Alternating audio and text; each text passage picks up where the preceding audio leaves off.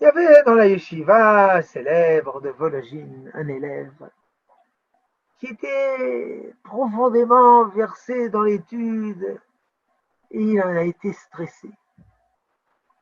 Et il a eu des problèmes graves.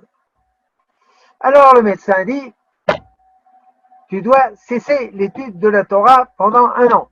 Quoi? C'était un élève assidu. Son maître, le nassif de Vologine, lui dit, c'est un ordre. Pendant 1 an, tu n'étudies pas la Torah. Bon, non, c'est un ordre, dit Rosh Yeshiva. C'est pas tout, a dit le médecin. Pendant 1 an, pour te décontracter, tu dois raconter des blagues.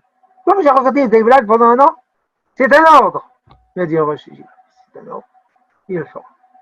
Donc pendant 1 an, il a raconté des blagues. Il est allé chez chacun, il les a priés de lui raconter des blagues. Mais quand c'était un jeune homme extrêmement sérieux et organisé, il ne pouvait pas faire ça comme ça. Toutes les blagues, il les a notées, stylisées, classifiées et mis par écrit dans un livre de 3 volumes. 3 volumes, Sefer Abdicha Vachidoud, le livre de blagues et de l'astuce de Droyanov,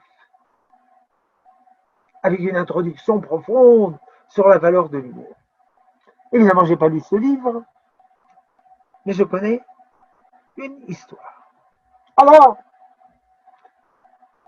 la nouvelle a filtré. Le Messie, il vient. C'est pas une fausse nouvelle, c'est une vraie nouvelle. Alors, effervescence terrible dans les milieux juifs, surtout dans les milieux pieux. Mais les milieux pieux, ils savent très bien que la venue du Messie, c'est pas un événement fugace et sans importance. C'est une bagatelle, c'est pas une bagatelle. Il faut s'y préparer, se préparer. Vous pouvez demander la question au rabbin français. Il faut monter en Israël. Mais évidemment qu'il faut monter en Israël, mais il faut se préparer. Alors, on se prépare. Donc les juifs pieux, dit Dorianov, dans cette blague, se préparent à la venue du Messie. Comment se prépare? Évidemment, on fait teshuva. La teshuva, l'étude, l'examen de conscience, ils font teshuva. Et puis vont à la mikveh, l'ablution rituelle. Et puis vont teshuva dans la mikveh. Ils vont teshuva après la mikveh. Ils sortent de la mikveh. Ils s'essuient les yeux, les dernières gouttes d'eau. Et alors ils voient un spectacle extraordinaire. Une foule, 1 million de personnes en marche. Et à leur tête, une figure patriarcale. Qu'est-ce qui s'est passé? Le Messie, il est venu. Mais les gens pieux, il ne les a pas trouvés.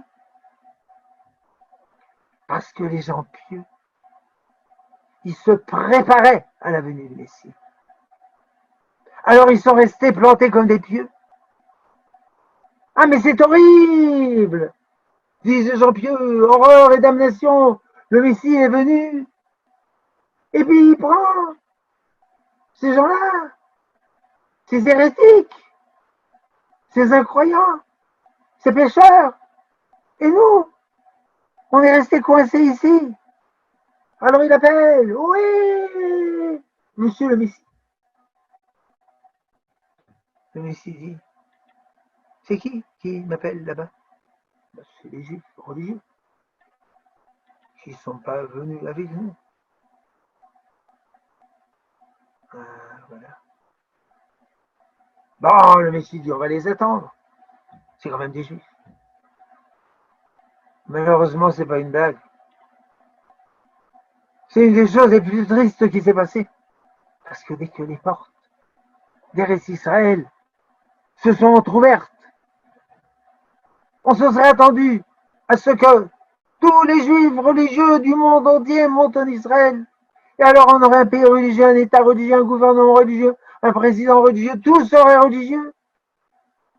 Puis les non-religieux qui seraient montés au compte-gouttes, ils auraient prévu ce qui se passe et se seraient rapprochés de la Torah.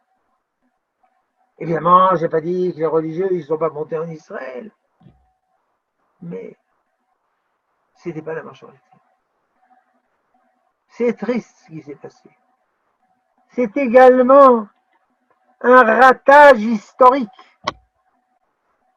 Et d'ailleurs de nos jours également. Demain, si tous les juifs religieux de l'exil montent en Israël, hop, tout cet État se deviendra religieux.